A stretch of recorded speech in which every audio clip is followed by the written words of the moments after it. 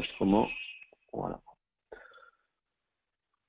Donc, le sujet du jour, c'est l'auto-sharing de DataCore. Donc, on va dire que les trois facteurs clés pour une bonne implémentation du stockage, c'est l'emplacement, l'emplacement et l'emplacement.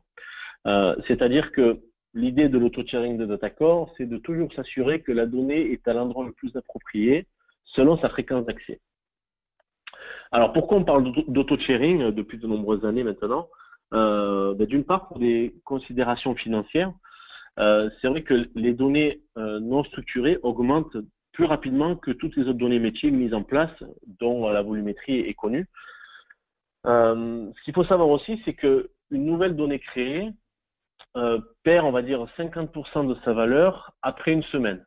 Donc, la question qu'on pourrait se poser, est-ce qu'il est intéressant de conserver ces nouvelles données toujours sur un stockage performant ou assez coûteux?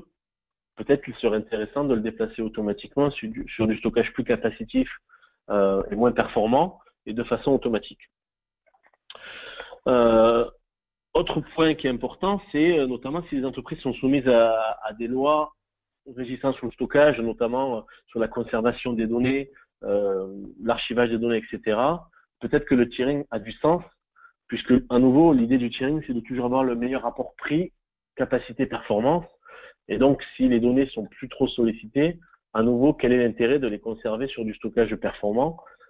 Si la solution me permet de pouvoir automatiquement archiver la donnée qui est moins sollicitée, moins accédée sur un stockage plus capacitif, ça prendrait tout son sens. Et enfin, stagnation des budgets informatiques. C'est vrai qu'aujourd'hui, on demande toujours au DSI d'en faire plus avec moins. Le prix du giga et les performances doivent être compétitifs. On sait très bien que le stockage flash, ça a le coût au giga le plus important, mais ça a aussi le coût à l'IO le plus faible. C'est vrai qu'aujourd'hui, on a énormément de stockage flash, une carte flash NVMe peut sortir 100 000, 200 000 IO sans souci, à un coût du coup à l'IO assez intéressant, versus obtenir 100 ou 200 000 IO avec du disque traditionnel mécanique. Il va falloir aligner beaucoup d'axes, investir dans beaucoup de disques pour atteindre les 100 ou les 200 000 IO. Donc l'idée, voilà, c'est l'auto-sharing, c'est aussi atteindre le meilleur ratio prix, capacité, performance. Et lorsqu'on possède ces différentes classes de stockage, est-ce qu'aujourd'hui on a le temps physiquement de pouvoir traiter ces demandes et d'aller manuellement s'assurer que la donnée est toujours positionnée au bon endroit et aller la déplacer manuellement d'une classe de stockage vers une autre? Je pense qu'aujourd'hui, la DSI a d'autres choses à traiter au quotidien que s'assurer que la donnée est positionnée au bon endroit. Alors, sur les caractéristiques techniques, le temps et le coût de la réorganisation de l'infrastructure de stockage des données, c'est assez complexe. On doit pouvoir faire tout ça également sans se préoccuper, sans le faire manuellement et sans impacter les utilisateurs. Il ne faut pas que non plus on se dise, ben voilà, ça y est, j'ai besoin de plus de performance, il faut que je passe par une phase de migration, et donc pendant cette phase de migration, impacter les performances de mon stockage, de mes applications, voire arrêter ma production pour aller déplacer la donnée à l'endroit plus opportun. Donc le service informatique n'est pas forcément de stockage non plus clairement défini. On a souvent besoin de performance, mais en réalité, quand on regarde une volumétrie utile, généralement, on va avoir entre 15 et 30% de cette volumétrie utile qui est réellement utilisée. Le reste est peu sollicité. Donc, ensuite, la question qui se pose, c'est comment surveiller et faire de la modélisation au niveau des SLA de ce stockage-là. Donc, l'auto-sharing de DataCore, c'est une technologie qui permet de surveiller le comportement de la donnée au niveau bloc et d'aller donc déplacer cette donnée à l'endroit le plus approprié selon sa fréquence d'accès. Alors, c'est vrai qu'aujourd'hui, dans le monde du stockage, on va parler de technologies flash, NVMe, SSD. Généralement, ce sont des technologies qu'on retrouve dans des serveurs. On va avoir du disque SAS, 15 000 tours, 10 000 tours. On a du stockage SATA également, Near SAS, voire du stockage dans le cloud. Amazon, Google, on a tout un tas de fournisseurs de stockage, Microsoft Azure notamment. Donc l'idée de la technologie DataCore, c'est de finalement fédérer tout ce stockage-là, qui peut provenir de différentes solutions, de différentes marques, modèles. On s'affranchit complètement, on est complètement agnostique au matériel. Et donc, l'idée, c'est de fédérer ce stockage-là et donc d'aller déplacer automatiquement la donnée, en tout cas les blocs, sur les différentes classes de stockage selon la fréquence d'accès en lecture et ou écriture. Donc, DataCore peut gérer aujourd'hui jusqu'à 15 classes de stockage dans son pool. C'est-à-dire que vous allez créer un pool de stockage avec la volumétrie Flash, SAS, Niran SAS et pourquoi pas Cloud. Donc, 4 tiers de stockage. On peut en créer plus. On peut en gérer jusqu'à 15 parce que vous pourriez très bien imaginer avoir un tiers de stockage en disque 10 000 tours sur du RAID 10 qui restera plus performant que du 10 000 tours en RAID 6 par exemple. Donc on peut jouer également sur les niveaux de RAID pour obtenir plus ou moins de performance en lecture-écriture. On n'est pas indépendant d'un fournisseur de stockage, c'est-à-dire qu'aujourd'hui les solutions traditionnelles de tiering, que ce soit chez EMC, chez HP, chez Dell ou d'autres, c'est du tiering qu'on appelle in the box, c'est-à-dire que on va faire du tiering au sein d'une même baie de stockage. Donc, en ayant les coûts associés du flash, du SSD, de cette baie de stockage, qui coûte assez cher. Et donc, le ratio prix-performance, on le retrouve pas forcément. Parce que ça coûte quand même assez cher de mettre des disques durs dans une baie de stockage. Le gros avantage de DataCore, et c'est ce que font nos clients aujourd'hui qui utilisent l'auto-tiering, c'est d'aller plutôt mettre le tier 1, le stockage très performant, directement dans le serveur DataCore. Ce sont serveurs Dell, HP, Lenovo, Cisco, Fujitsu, ce que vous voulez. Donc, on va mettre le disque flash dans le serveur, au lieu de le mettre dans la baie de stockage, qui coûte plus cher. Et puis, le tier 2, le tier 3, on peut le mettre sur des tiroirs SAS, sur des baies de stockage à SCSI ou même dans le cloud. Au niveau de DataCore, on peut créer des profils également au niveau des LAN virtuels, critiques, hautes, normales, faibles, low, on va dire, ou archives. L'idée, c'est que vous pouvez toujours, malgré que le tiering soit automatique, on peut également l'affiner. On peut partir du principe que quand on provisionne une LAN virtuelle basée sur un pool qui contient la technologie auto-tiering, cette LAN virtuelle va être présentée à vos serveurs, VMware, Hyper-V ou Citrix, que vous voulez, Oracle. Donc l'idée, c'est que DataCore va surveiller le comportement des blocs que constitue ce virtual disk pour aller déplacer automatiquement la donnée sur les différentes classes de stockage. Et donc, au sein de DataCore, vous avez une cartographie où vous voyez finalement par LAN où se positionnent tous les blocs sur les différentes classes de stockage. Et on peut affiner. On peut dire, par exemple, ce virtual disk-là, il est critique pour moi. Donc, quelle que soit la fréquence d'accès, je veux qu'il soit prioritaire par rapport à d'autres LAN. Et à ce moment-là, DataCore va prioriser les blocs et les monter en préféré sur le tier 1, qui généralement est du flash. Donc, si on met critique, on passe toute la volumétrie en tier 1. Si on met un profil élevé, donc haut, on va plutôt demander à DataCore de faire du tiering sur 2 niveaux, tier 1, tier 2. On n'ira jamais sur le 3 ou le 4. Un profil normal, l'idée, c'est d'utiliser tous les tiers qui sont dans le pool. Un profil faible, c'est de dire à DataCore, je veux faire du tiering sur le tier 2, le tier 3, voire le tier 4, mais jamais aller sur le tier 1. Et un profil archive, ce serait de forcer à ce qu'un virtual disk descende automatiquement sur le tiers le plus bas. Donc généralement, ce qu'on préconise, c'est de laisser un profil normal sur toutes vos LAN, puis vous le laissez tourner, DataCore est un autre apprentissage, et puis vous revenez au bout de 15 jours, et vous voyez un petit peu où DataCore a positionné tous les blocs sur les différentes classes de stockage, donc au travers de cet écran, cette cartographie. Donc voilà, le tiering est basé vraiment sur une cartographie des points chauds par disque physique, c'est-à-dire qu'on va vraiment surveiller la fréquence d'accès en lecture des disques, des blocs, sur les disques. Par défaut, le tiering se base uniquement sur la lecture, mais on peut dire à DataCore de comptabiliser également si un bloc est chaud ou froid en additionnant aussi la fréquence d'écriture. Donc, à partir de l'analyse de ces performances, si vous voulez, un plan de migration est produit ou mis à jour toutes les 5 minutes. C'est-à-dire que le tiering de DataCore n'est pas fait en post-traitement le soir ou une fois par semaine, une fois par jour. Non, il est fait en fait en temps réel. On s'assure toutes les 5 minutes de mettre à jour cette table de migration afin de toujours être au plus près de l'application et de s'adapter au mieux à l'évolution de votre application sur toute une journée. Donc, on met à jour cette table de migration. Et donc, les données sont déplacées au fur et à mesure par groupe de blocs d'un tiers supérieur ou un tiers inférieur. Ce que fait DataCore, finalement, c'est qu'il il comptabilise le nombre d'accès d'un groupe de blocs sur un tir, par exemple sur le tir 2, je veux dire voilà, tel groupe de blocs a été accédé 100 ou 200 fois. Ensuite, je fais la moyenne de la fréquence d'accès sur mon tir. Et si donc ce groupe de blocs est supérieur à la moyenne du tir sur lequel il se trouve, alors il va passer dans la table de migration pour monter sur le tir supérieur. Et à l'inverse, si la fréquence d'accès de ce groupe de blocs est inférieure à la moyenne du tir sur lequel il se trouve, alors il va être élu pour descendre sur le tir inférieur. Un groupe de blocs, une fois qu'il a été déplacé sur un tir supérieur ou un tir inférieur, ne sera plus déplacé au moins pendant les 2 prochaines heures. Parce qu'il ne faut pas non plus que l'auto-tiering ait l'effet inverse de générer plus d'IO que la production. Il ne faut pas non plus qu'on s'amuse à monter et descendre des blocs tout le temps, sinon il n'y aura aucun intérêt. Donc ce plan de migration est traité en temps réel et mis à jour donc toutes les 5 minutes. Donc en action, comment ça se présente? Vous avez un volume virtuel qui est ici, qui est présenté à un host, en Fiber Channel, en iSCSI.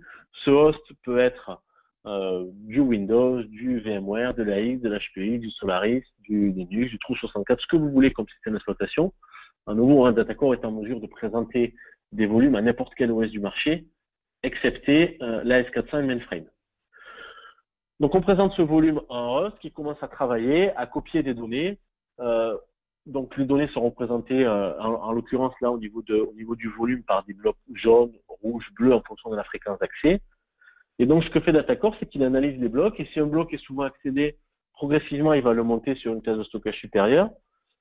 Et puis si d'autres blocs sont moins sollicités, au lieu de les laisser sur le disque capacitif, du disque performant plutôt sur du flash, on va plutôt les mettre sur le disque capacitif moins performant. Voilà. C'est vraiment l'intérêt de l'auto-tiering, c'est que vous vous occupez de rien. Et nous, on s'occupe en fait, en tout cas DataCore, de toujours vous garantir que la donnée est à l'endroit le plus approprié, selon sa fréquence d'accès, sur les différentes classes de stockage. Ça se fait de façon automatique. L'avantage finalement d'avoir du tiering au niveau des coûts, ben, c'est très intéressant parce que aujourd'hui, on va vous dire, un éditeur, un ERP va vous dire, ben voilà, j'ai besoin d'un stockage très performant pour faire tourner cette base de données qui fait 15 Tera. Très bien, donc on n'avait pas trop le choix, on a acheté 15 Tera de flash. Or, en réalité, quand on analyse un petit peu ce qui se passe sur le disque, sur l'application, on se rend compte que finalement, un tiers de la base de données est souvent sollicité. Donc, au lieu d'acheter 15 Tera de flash, je vais peut-être acheter que 5 Tera de flash et mettre le reste en disque plus capacitif, moins performant, donc sur le disque mécanique. Donc, on va dire un tiers de flash et puis 2 tiers de stockage capacitif. Ce qui fait économiser un petit peu, parce que si on part du principe qu'aujourd'hui, 1 Tera de flash, c'est 5 000 €, ben voilà, on est à 50 000 € d'économie. Puisqu'au lieu d'acheter 10 Tera de flash supplémentaires, on va les mettre en disque mécanique.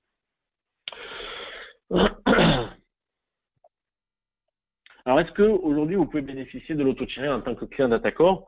En fait, bien évidemment, alors suivant votre licence, c'est une option à rajouter sur les serveurs DataCore. Généralement, quand on a du miroir avec 2 serveurs DataCore, on met le tiering sur les 2 nœuds, puisqu'on voudrait quand même que si on perd un nœud ou un système de stockage, quand on bascule automatiquement sur le 2e nœud, qu'on ait également le tiering qui soit en place. Donc, on peut configurer de l'auto-tiering sur un disque pool existant. Ça se fait de façon complètement transparente. Il suffit juste de définir à chaud, en fait, des classes de stockage au niveau de DataCore. C'est-à-dire que vous allez dire, ben voilà, le stockage que je possède actuellement, c'est du SAS 10 000 tours, par exemple. On va dire que c'est du tier 1, et vous achetez du disque SATA beaucoup plus capacitif et moins performant. Aujourd'hui, on peut avoir des disques de 10 Tera en 3 pouces et demi. Alors c'est sûr, c'est pas la même performance. Un disque SATA 3 pouces et demi en 10 Tera, c'est 80 IO à la seconde, versus un disque SAS 10 000 tours ou 15 000 tours, où on va plutôt être entre 140 et 160 IO à la seconde. Donc on peut faire du tiering avec DataCore en mettant du tier 1 SAS et du tier 2 SATA. On n'est pas forcément obligé d'investir dans du disque flash. Donc vous visualisez une cartographie, et puis vous allez voir en fait tout de suite en fait dans cette cartographie-là, au niveau de DataCore, de l'interface DataCore, vous avez Allocation View, dans l'onglet Allocation View sur un disque pool, vous allez voir ce qui est bleu foncé, c'est ce qui est souvent accédé, et ce qui est bleu clair, c'est ce qui est moins sollicité. Donc ça va également vous donner déjà une tendance un petit peu en termes de pourcentage sur toute votre pool de stockage. du pourcentage de blocs qui est bleu foncé, donc qui est souvent sollicité. Et derrière, vous pouvez également rajouter, on peut démarrer un tiering avec du SAS et du SATA.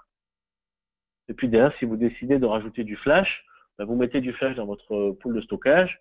Donc le flash devient le tier 1, le SAS qui était précédemment tier 1, vous le passez en tier 2, et le SATA, vous le passez en tier 3. Et ça se fait à chaud en fait. Il n'y a pas d'interruption de service, c'est complètement transparent. Je me rends compte que je vous ai fait toute la présentation en un quart d'heure. C'est vrai que l'auto-tiering est assez simple. Ce qu'il faut retenir, c'est qu'on est complètement agnostique et que l'idée de l'auto-tiering, c'est d'avoir le meilleur retour d'investissement, en ayant toujours le meilleur ratio prix, capacité, performance. Et sachez qu'aujourd'hui, un disque flash, un disque SSD, si vous voulez faire du tiering avec du flash, que ce soit un disque dans une baie de stockage ou dans un serveur, c'est le même. C'est les mêmes performances. Donc, la seule différence, c'est le prix. Le disque flash est beaucoup plus cher dans une baie de stockage que dans un serveur. Donc, faire du tiering avec Datacore et mettre le disque flash dans le serveur, ça prend vraiment tout son sens. De part, premièrement, une économie financière. Et deuxièmement, vous allez mettre le disque rapide au plus près de l'intelligence de Datacore, au niveau de la carte mère, au niveau des bus PCI. Ce qui fait qu'en fait, on ne sature pas les ports back-end qui seront dédiés pour les systèmes de stockage que vous possédez déjà.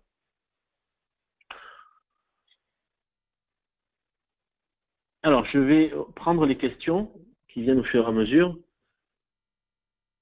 Alors, y a-t-il une possibilité d'exclure des plages de date et d'heure pour que l'auto-tiering ne déplace pas les blocs? Non, il n'y a pas de possibilité d'exclure. Une fois que vous activez l'auto-tiering, il est fait en temps réel, on ne peut pas le désactiver. La seule chose qu'on peut faire, c'est jouer sur les profils finalement pour pouvoir dire tel volume, je veux qu'il soit uniquement en tier 1 ou plutôt en archive. Alors, ce qu'il faut savoir aussi, c'est que changer un profil sur une LUN peut se faire à chaud. On peut imaginer, par exemple, que vous avez un traitement, vous savez qu'en fin de mois ou fin de semaine, vous allez avoir des gros traitements sur une application qui tourne sur un volume bien spécifique. On peut, par tâche planifiée, dans Datacore, très simplement dire, voilà, ce volume-là, le 29 du mois, je veux qu'il passe en critique. Et après, comme je sais que tout le reste du mois, ce volume-là ne sera pas utilisé, eh bien, je le redescends après mon traitement en archive, pour pas qu'il me pollue mon flash. J'espère que ça a répondu à votre question. Alors, je reprends les questions. Voilà. Bonjour, est-ce qu'il est possible d'obtenir la présentation? Oui, vous recevrez la présentation dans l'après-midi, normalement. Quel est le coût de l'option auto-tiering?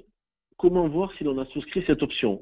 Alors, pour voir si vous avez souscrit à cette option, dans l'interface Datacore, dans l'interface dans le GUI, une fois que vous êtes connecté, vous cliquez sur la partie de gauche dans le navigateur sur Serveur Group. Une fois que vous avez sélectionné Serveur Group, sur la partie de droite, vous avez tout un tas d'onglets, Informations, avec les informations de votre serveur Datacore, Settings, et vous avez également un onglet Licence. Quand vous cliquez sur l'onglet Licence, vous allez avoir un résumé de toutes les options qui sont activées ou pas activées sur votre infrastructure. Donc, vous pouvez savoir si l'auto-tiering est activé ou pas. Sinon, en termes de coût, on est, à mon avis, entre 2500 ou 3000 € l'option par serveur, prix public. Alors, autre question, peut-on réduire à chaud la taille du pool tiering? La configuration et le fonctionnement du tiering étaient identiques en Virtual SAN. Alors, il y a plusieurs questions. Alors, on va reprendre. Est-ce qu'on peut réduire la taille du pool en tiering? Oui, tout à fait. En réalité, alors je vais essayer de le dessiner sur le PowerPoint pour que vous voyez. On va plutôt partir sur un slide juste avant. Sur ce slide-là, c'est très bien. Voilà. Donc aujourd'hui, vous avez un disque pool avec, on va dire, on va mettre 15% de tier 1. On va mettre 30% de tier 2, du SAS, et puis vous mettez un tier 3 pour environ le reste, donc 55%, si je ne me trompe pas. Oui, c'est ça. Donc là, vous allez, on va dire, une volumétrie, on va dire une volumétrie de 100 Tera. Donc en gros, vous avez 15 Tera de flash, 30 Tera de SAS, et puis 55 Tera de SATA. On peut tout à fait réduire la taille de ce pool ou l'augmenter Donc, si vous voulez réduire, on peut très bien dire, mais je vais prendre une LUN NLSAS et je veux la retirer. Donc, je vais retirer X terabytes dans mon pool, ou je peux rajouter du SAS, ou je peux retirer du SAS, je peux rajouter du flash ou retirer du SAS. Vous pouvez automatiquement retirer ou rajouter des LUN qui constituent un disque pool, sans remettre en question la taille du virtual disk qui est basé au-dessus. Après, peut-être que votre question était plutôt de dire, est-ce que je peux agrandir ou rétrécir la taille d'un virtual disk? Donc oui, ça aussi c'est possible. Agrandir un virtual disk qui fait 2 Tera par exemple, vous voulez le passer à 3 Tera, vous pouvez le faire à chaud, il n'y a pas de souci. Réduire la taille d'un virtual disk, alors attention, ça a vos risques et périls. On vous conseille de faire un défrag et de bien réorganiser vos données pour qu'elles soient au début du disque. Mais vous pouvez réduire, shrinker, on va dire, la taille d'une LUN. Par contre, ça ne se fait pas à chaud, il faut arrêter les IO au préalable. Mais il est tout à fait possible d'agrandir ou de réduire la taille d'un virtual disk data-core qui est basé sur un pool de stockage. Et il est tout à fait possible également d'agrandir ou de rétrécir la taille de votre disque pool data-core. J'espère que ça a répondu à votre question. Alors, deuxième question. La configuration et fonctionnement du tiering est identique en Virtual SAN. Oui, tout à fait. Que vous utilisiez Datacore en solution classique traditionnelle sur des serveurs physiques pour virtualiser des BSAN existantes et faire du tiering, pourquoi pas, en mixant avec le flash qui se trouve dans le serveur Datacore. Donc, tiering se fait sur 15 niveaux de façon automatique, il n'y a pas de souci. Et si vous êtes en hyperconvergé en Virtual SAN, donc Datacore, au lieu d'être sur un serveur physique, se trouve en tant que machine virtuelle sur du VMware, par exemple, le principe de fonctionnement est exactement le même. Et c'est pas parce que vous êtes en Virtual SAN, donc Datacore en machine virtuelle, que vous ne pouvez pas en plus fédérer du stockage SAN dessous. On peut avoir un ESX avec une VM Datacore qui gère du flash plus du stockage qui est en back-end, en exclusive ou en fiber channel. Et le tiering, c'est le même, puisque de toute façon, c'est le même produit Datacore SAN Symfony qui soit installé sur un serveur physique ou en mode hyperconvergé en machine virtuelle. C'est exactement le même produit. Donc, il n'y a pas de souci. Y a-t-il une incidence de fonctionnement depuis la mise à jour avec Parallel IO? Non, aucune incidence de fonctionnement, c'est le même principe. Parallel IO agit à un niveau dessus. Si vous voulez, Parallel IO, on va dire que quoi qu'il se passe, que vous ayez l'option auto-tiering ou pas, on a un premier tiers chez Datacore, on va dire que le tiers 0, c'est la RAM. Toutes les IO, toutes les écritures et les lectures passent par la RAM. Donc, dans tous les cas, on écrit dans la RAM ou on va lire dans la RAM, donc on réduit les temps de latence au niveau des applications en répondant plus rapidement. Parce qu'écrire dans la RAM, on est inférieur en termes de latence à 20 microsecondes d'écriture en RAM. Le fait d'avoir implémenté Parallel IO, c'est juste le fait de pouvoir en gros allumer plusieurs processeurs, plusieurs cœurs qui sont disponibles sur une socket de façon parallèle et donc de traiter les IO qui nous arrivent sur le port front-end de façon parallèle au lieu de les traiter de façon séquentialisée, les IO les unes après les autres, en gérant un seul processeur avec des cycles d'interruption. Donc, il n'y a pas d'incidence, auto-tiering ou pas, la technologie Parallel IO vous fait gagner en performance dans tous les cas.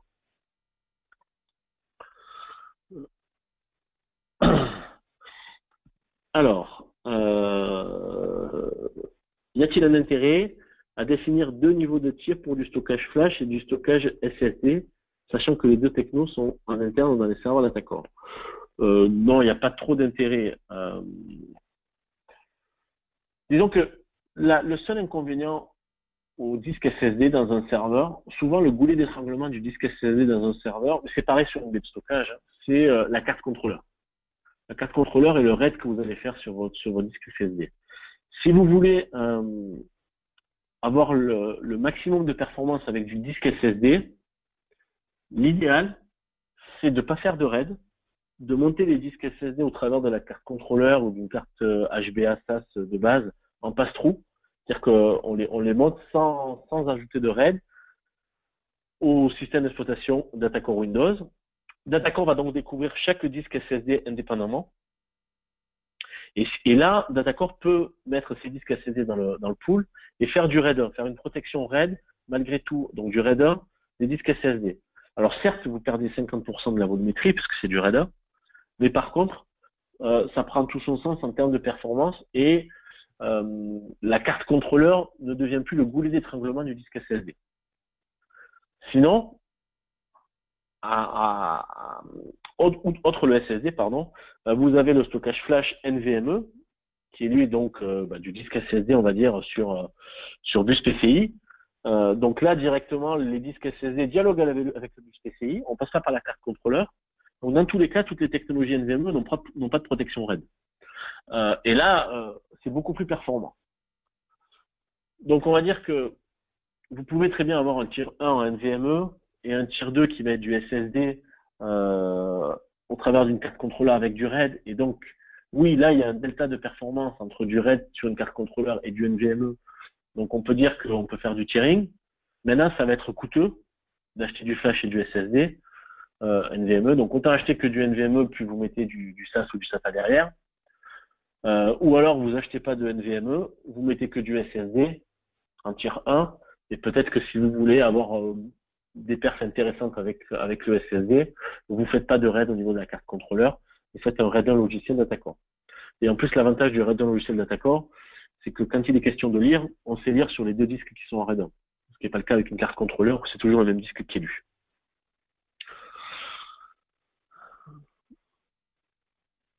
Alors, hop, je passe à la question suivante. Tu préconises, donc, sauf cas particulier, de laisser les profils anormales pour voir où elles vont se positionner plutôt que de forcer critical, high, etc. Oui, généralement, il est préférable de donner un profil normal. Maintenant, vous, en tant qu'administrateur, vous pouvez dire, voilà, je sais que de toute façon, telle application, tel LUN ou telle machine virtuelle que j'ai dédiée à tel data store, parce que vous pouvez le faire, je sais que de toute façon, les données sont pas souvent accédées, mais quand elles sont accédées, je veux qu'elles soient performantes. Et du coup, si les données sont pas souvent lues, Datacom va pas forcément considérer que les données sont critiques. Donc là, jouer sur un profil, ça peut être intéressant. De dire, ben voilà, je vais forcer à critical. Comme ça, même si c'est pas souvent accédé, je sais que c'est toujours sur du flash. Tandis que si c'est un normal, au bout d'un moment, Datacom va les descendre. Et à l'inverse, vous pouvez avoir une application, serveur de fichiers, c'est souvent accédé. Il y a des fichiers qui sont souvent lus, mais vous savez que de toute façon, il n'y a pas besoin de performance et vous n'avez pas envie que ces applications-là aillent vous polluer votre disque flash. Donc là, il y a peut-être un intérêt à jouer sur le profil low ou archive. Voilà. Donc c'est l'avantage de Datacore, c'est que on peut tout laisser en normal et on va dire dans 80% ou 90% des cas, ça va le faire. Maintenant, vous pouvez toujours affiner et voilà, si vous connaissez vos applications, si vous connaissez les profils, si vous savez comment ça fonctionne, vous pouvez du coup voilà, affiner ça pour pouvoir avoir une utilisation encore plus poussée et beaucoup plus intelligente de votre tier 1.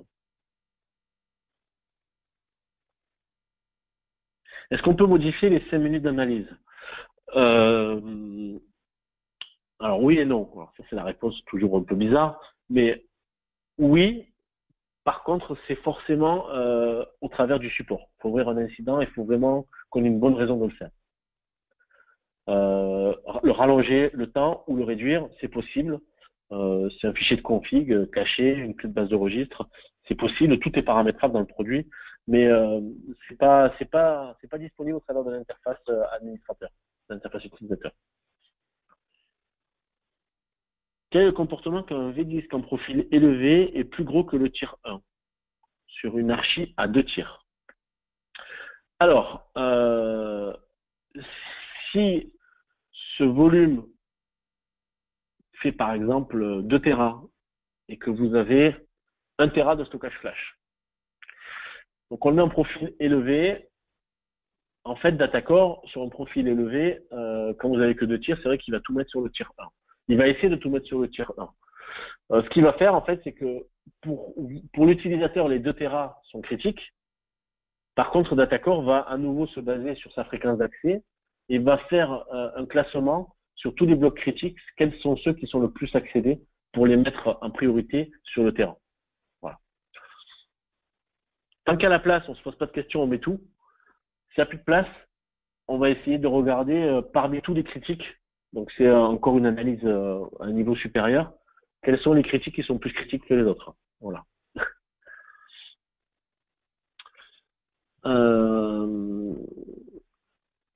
Ok. Alors, autre question. Nous avons un lab avec de l'auto-tiering, de tir qui présente des disques à des ESX. On peut voir au niveau du disque pool que toutes les données sont sur le tier 1 et rien sur le disque SATA. Il faut savoir que la capacité du tier 1 est suffisante pour héberger toutes les VM. C'est un comportement normal que les données froides restent sur le tier 1 s'il peut héberger toutes les données. Oui, tout à fait. En fait, tant qu'il y a la place sur le tier 1, on va remplir. On va aller sur le tier 1, même si c'est froid. Et après, quand on va commencer à arriver à une faible capacité du tier 1, c'est là où Datacore va commencer à déplacer. Ça n'empêche pas là déjà de mettre à jour sa table de migration et de savoir quelles seront les données qu'il faudra déplacer quand j'aurai plus de place. Voilà. Après, ce que vous avez aussi, c'est dans les options sur le disque pool, vous pouvez forcer Datacore à laisser toujours un pourcentage du tier 1 disponible. Par défaut, c'est à 0%. C'est-à-dire que tant que le tier 1 n'est pas full, on ne descendra pas des données sur le tier 2 ou le tier 3. Maintenant, vous pouvez définir jusqu'à au maximum 20% du tier 1 pour que Datacore s'assure de toujours avoir 20% de fonds de roulement, on va dire, de tier 1 toujours disponible. Voilà.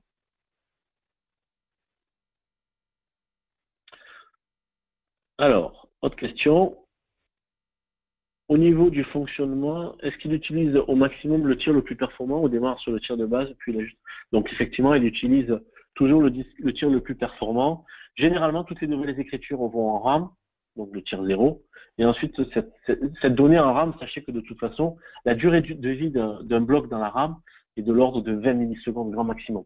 La RAM est sécurisée, synchronisée entre les deux serveurs Datacore. Et ensuite, cette donnée qui est regroupée, ordonnée, c'est par taille de bloc, on va la flusher sur les disques. Si on a du tiering, on va flusher de la RAM sur le tier 1 s'il y a de la place sur le tier 1. Donc à nouveau, si vous avez laissé un pourcentage, un fond de roulement sur le tier 1.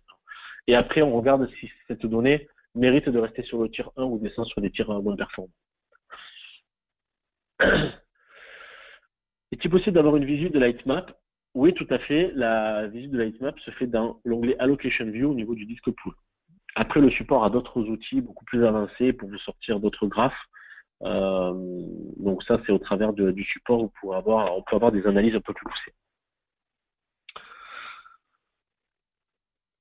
Alors, est-ce qu'on a une doc sur UKB sur cette pratique de gestion du RAID SSD sans passer par une carte RAID? Faut regarder dans les FAQ si c'est pas expliqué au niveau de Datacore. Mais sinon, bon voilà, ce qu'il faut retenir, c'est que le SSD sera plus performant s'il n'y a pas de RAID. Alors je regarde vite fait en live tant qu'on est ensemble sur le support Datacore, Customer Help. On va taper SSD dans la FAQ. Storage Array Guidance for use with Datacore Server. Troubleshooting performance. À mon avis, si je me log, j'aurai plus de FAQ. SSD. Voilà, qu'est-ce qu'on a sur le SSD? On a toute une FAQ qui parle du SSD. Je pense qu'il faudrait lire cette FAQ sur le SSD. Ça doit parler du RAID, je pense. Non, on ne parle pas de RAID là-dessus. Mais vous avez voilà, des explications sur le fonctionnement du SSD, les cellules, etc. Donc ça peut être intéressant de jeter un œil sur cette FAQ. Voilà. Alors, autre question. Est-ce que cela ne crée pas trop de fragmentation dans les données car un coup elles peuvent être sur le disque SATA, un coup sur le disque SSD? Y a-t-il une défrag auto? Oui, il y a une défrag automatique. On va dire que Datacore a une technologie de pool rebalancing, c'est qu'on s'assure toujours que les données sont équilibrées sur tous les disques du tiers du pool. Autrement dit, alors je vais faire ça. Ranger là. Est-ce que je peux effacer là? Voilà. On va effacer ici. Ce qui se passe en fait, c'est que donc vous avez votre pool de stockage. On va avoir par exemple 2 disques sur le tier 1, 2 disques sur le tier 2 et 2 disques sur le tier 3. Donc mon virtual disk potentiellement peut avoir des blocs sur le tier 1, sur le tier 2, sur le tier 3. Ce que fait Datacore déjà, c'est qu'il va s'assurer que pour chaque virtual disk, s'il y a plusieurs données, ce qui est forcément le cas sur un même tier, on va s'assurer de toujours équilibrer et d'utiliser harmonieusement, éclater les blocs sur tous les RAID de mon tier.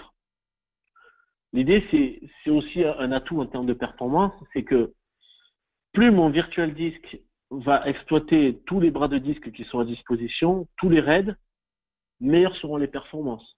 Ça veut dire aussi que si demain, j'augmente ma volumétrie en rajoutant un disque dans mon tir, l'attaquant va automatiquement déplacer des blocs sur ce nouveau raid. On fait ce qu'on appelle du raid striping sur tous les raids, sur tous les disques donc, qui sont dans le pool. Et si vous avez du tiering, on va s'assurer de faire du striping par classe de stockage. Pour toujours avoir des blocs éclatés sur tous les disques. Et donc, plus vous mettez de raids dans un pool, plus les données sont éclatées sur les différentes classes de stockage, sur tous les raids, meilleures seront les performances d'un virtual disk. Donc le fait aussi de rajouter de la volumétrie, de faire évoluer, d'avoir une croissance en fait, de rajouter un tiroir, toutes vos LUN existantes et futures vont en bénéficier. Donc ça c'est intéressant. L'auto-tiering fait-il une distinction entre les types d'accès lecture et écriture? Oui, vous pouvez définir un profil au niveau de DataCore. Alors par défaut, DataCore, et ça c'est depuis le début de l'auto-tiering, on est parti du principe que on allait baser notre technologie tiering, en tout cas détecter si les points sont chauds ou froids, uniquement sur la lecture. Parce que comme le tier 1 c'est généralement du SSD et que pendant très longtemps le SSD était assez fragile sur les écritures, on n'avait pas forcément envie d'aller mettre sur le tier 1 des données qui sont souvent sollicitées à l'écriture, parce que le tiering serait devenu un killer de SSD, on va dire. Bon, aujourd'hui, la tolérance, le taux d'écriture journalier supporté sur les disques SSD, les technologies aujourd'hui ont assez évolué, donc les écritures sont beaucoup mieux gérées, beaucoup mieux supportées, on a une meilleure durée de vie du SSD. Donc dans le produit, maintenant, vous pouvez choisir de dire à DataCore de prendre en compte également les fréquences d'écriture pour détecter si un bloc est chaud ou froid. Maintenant, sur le SSD, on a aussi des différents coûts. On a un coût du SSD pour du read intensif qui est moins cher, pour du mix use ou du write intensif.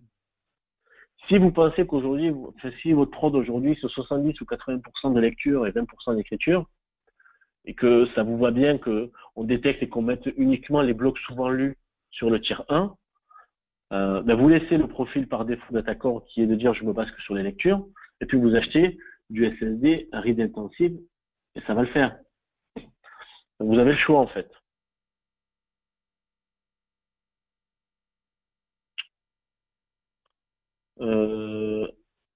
Alors, Bob, tu me reposes une question, c'est donc validé par DataCore. Peut-être que tu fais référence à l'histoire des RAID 1 sur les cartes contrôleurs. Oui, c'est complètement validé de faire le RAID 1 dans un pool DataCore. C'est même préconisé pour avoir des meilleures performances. Et c'est cette config-là qui a été faite, réalisée pour les résultats de SPC. SPC1, vous savez, le benchmark où on a eu de bons résultats en termes de perf. C'était un serveur Lenovo avec 16 disques SSD, 8 disques SAS. Les 16 disques SSD, c'était 8 RAID 1 dans le pool DataCore. Ah, si vous avez plus de son, quelqu'un m'a dit qu'il n'y avait plus de son, alors ça c'est gênant. J'espère que vous m'entendez depuis tout à l'heure. Est-ce que vous pouvez me confirmer? Pour ceux qui sont encore présents. Oui, il y a le son. Donc je pense que ça vient de vous, Monsieur Ferron, et de toute façon vous avez quitté la réunion. Bon, mais très bien. Une autre question qui vient d'arriver de Stéphane. Est-il possible de différencier un SSD read intensif d'un write intensif dans le pool? Non, le seul moyen de le différencier, c'est de dire qu'un disque est tier 1, tier 2, tier 3 ou tier 15. Donc, on ne peut pas dire à DataCore tout ce qui est dans le tier 1, si vous avez activé de faire du tiering basé sur le write, il le prendra en compte. On peut pas, on peut pas descendre aussi fin. On peut pas descendre aussi bas. Voilà pour cette présentation. Est-ce que vous avez d'autres questions? Ben, si vous n'avez pas d'autres questions, merci. Merci pour toutes ces questions, pour votre participation aujourd'hui. Le webinaire a été enregistré. Il sera uploadé sur notre chaîne YouTube. Alors n'hésitez pas aussi, alors ça je voulais vous en parler, n'hésitez pas à aller sur notre chaîne YouTube en fait, en français, hein, vous tapez YouTube DataCore FR et vous allez avoir tout un tas de vidéos, notamment il y a une vidéo sur l'auto-tiering de 3 minutes. Et là, vous allez voir la magie du marketing qui arrive à vous expliquer en 3 minutes ce que je vous expliquais en 40 minutes aujourd'hui. Donc c'est vraiment très clair. Vous avez aussi d'autres vidéos sur notre dispo. sur le CDP. Il y a tout un tas de vidéos. Donc, n'hésitez pas à aller là-dessus. Notre site web également, il y a un onglet produits, Software Defined Storage Feature and Benefits. Quand vous allez là-dessus, vous allez voir en fait toutes les fonctionnalités d'Datacore. Par exemple, on prend l'auto-tiering et donc on a une note explicative de l'auto-tiering, comment ça fonctionne, une autre vidéo. Vous avez un tableau où on vous donne les best practices sur les ratios. Donc n'hésitez pas à consulter notre site web, il est assez bien fait et par fonction, vous pouvez avoir les best practices. Voilà pour ça. Donc, je vais terminer la session si c'est bon pour vous, si vous n'avez pas d'autres questions. Donc, merci pour votre attention une fois de plus. Et puis, je vous dis à bientôt. N'hésitez pas à me contacter si vous avez des questions. Vous pouvez me contacter par mail ou par téléphone. Merci, bonne fin de journée.